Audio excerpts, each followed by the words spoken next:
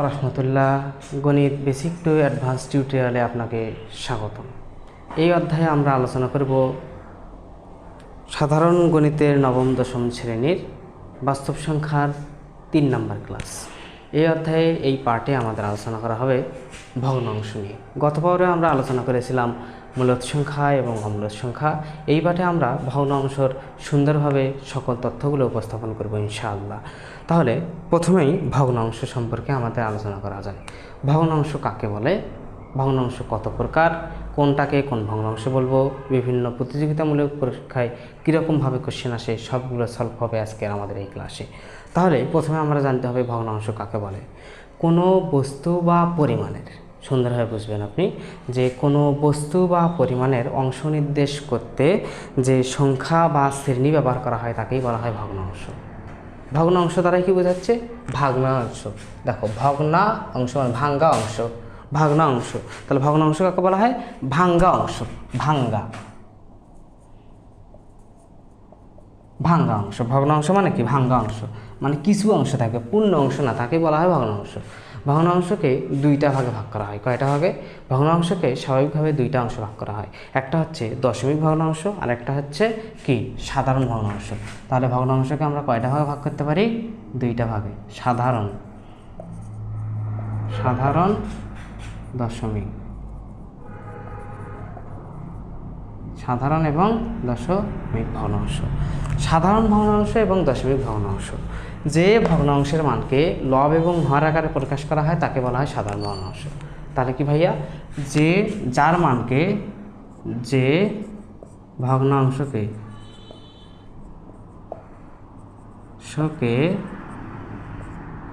লব এবং হর আকারে প্রকাশ করা হয়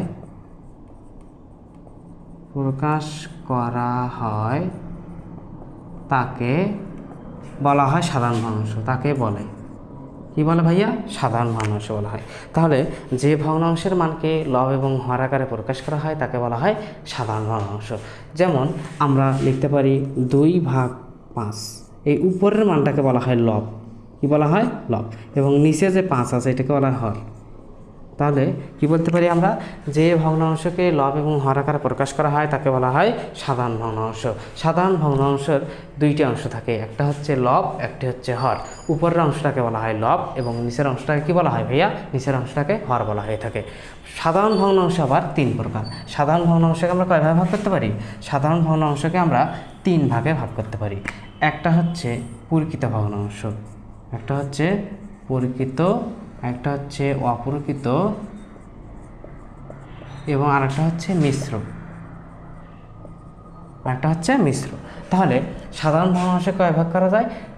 3 ভাগে। পরিকৃত, অপরিকৃত, মিশ্র। পরিকৃত, অপরিকৃত, মিশ্র।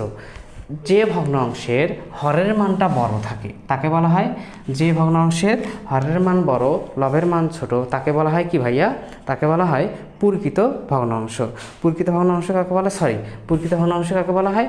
যে ভগ্নাংশের লবের মান ছোট এবং হরের মান বড় তাকে বলা হয় পরিকৃত ভগ্নাংশ। তাহলে কি আমরা লিখতে পারি 3/4। এখানে দেখো, হরটা বড় এবং লব ছোট। তাহলে কি বলতে পারি আমরা? প্রকৃত ভগ্নাংশের উদাহরণ বলা যায় 2/5, 10/15। এগুলো কি? প্রকৃত ভগ্নাংশ। যে ভগ্নাংশের লব ছোট, হর বড় তাকে বলা হয় প্রকৃত ভগ্নাংশ। যে ভগ্নাংশের লব ছোট, হর বড় তাকে বলা হয় প্রকৃত ভগ্নাংশ। এখন হচ্ছে অপ্রকৃত ভগ্নাংশ। যার লব বড়, হর ছোট তাকে বলা হয় কি? অপ্রকৃত ভগ্নাংশ। যার লবটা হবে বড় এবং হরটা হবে ছোট তাকে বলা হয় কি ভাইয়া? তাকে বলা হয় অপ্রকৃত ভগ্নাংশ।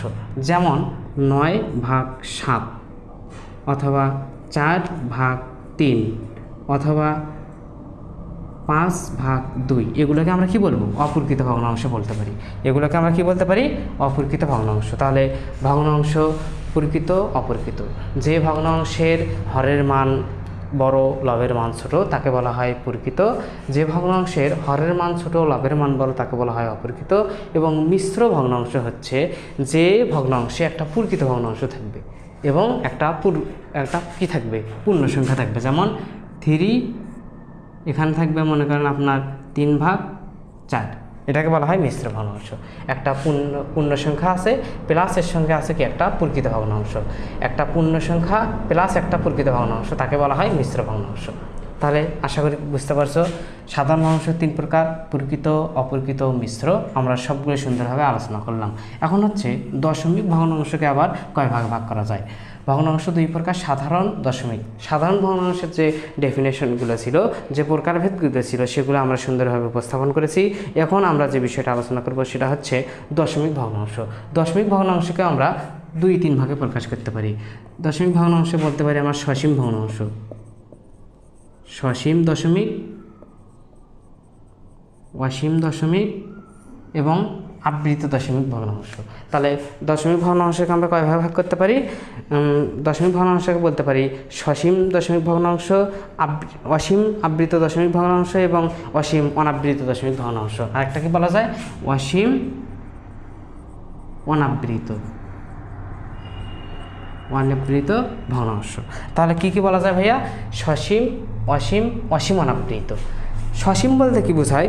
যে মানটা আমরা দশমিক বিন্দুর উপর নির্ধারণ করতে পারি, গুনতে পারি যে এই কয়টা আছে, আমরা গুনতে পারি। যেমন আমরা উদাহরণ দিই 2.52, দেখো এখানে আমার দশমিকের পর কয়টা আছে? 2টা আছে, বলতে পারতেছি। আবার আমরা কি বলতে পারি? 7.342 দশমিকের পর কয়টা আছে? 1 2 3 4, মোট কয়টা আছে ভাইয়া? 4টা আছে। আমরা কিন্তু বলতে পারতেছি, গুনতে পারতেছি, নির্ধারণ করতে পারতেছি যে দশমিকের পর কয়টা আছে। এটা যেটাতে পারবো সেটাকে বলা হয় সসীম দশমিক ভগ্নাংশ। এবং অসীম দশমিক ভগ্নাংশ কি? যে দশমিক ভগ্নাংশের মানটা আমরা দশমিক বিন্দুর পর নির্ধারণ করতে পারি না। কি করতে পারি না?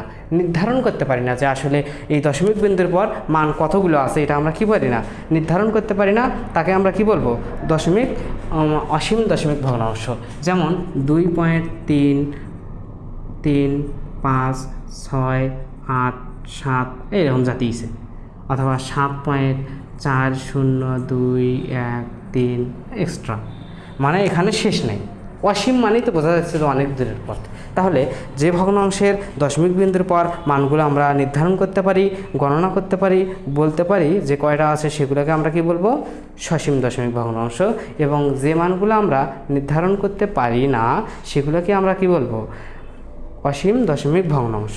এবার যে বিষয়টা আছে অসীম অনাবৃত দশমিক ভগ্নাংশ। কি ভাইয়া? অসীম অনাবৃত দশমিক ভগ্নাংশ।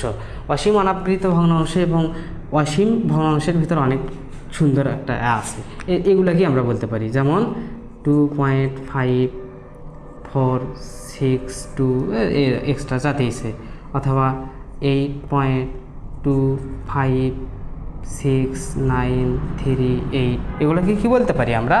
এগুলোকে আমরা কি বলতে পারি ভাইয়া? এগুলোকে আমরা বলতে পারি অসীম দশমিক ভগ্নাংশ। এগুলোকে কি বলতে পারি আমরা? দশমিক ভগ্নাংশ। এই অসীম দশমিক ভগ্নাংশ, এটা কিন্তু অসীম কিন্তু আমরা এরকমও হতে পারে 2.5555, যাকে আমরা কি বলতে পারি? 2.5 তার উপর পৌনঃপুনিক। তাহলে আমরা এটা কিন্তু অসীম এবং সসীম এই দুইটাই কিন্তু আমাদের কি ভগ্নাংশ? আমাদের হতে পারে, মূলের সংখ্যা হতে পারে। কিন্তু অসীম অনাবৃত দশমিক যে ভগ্নাংশটা আছে সেটাকে আমরা কি বলবো? সেটাকে আমরা বলবো অমূলদ সংখ্যা।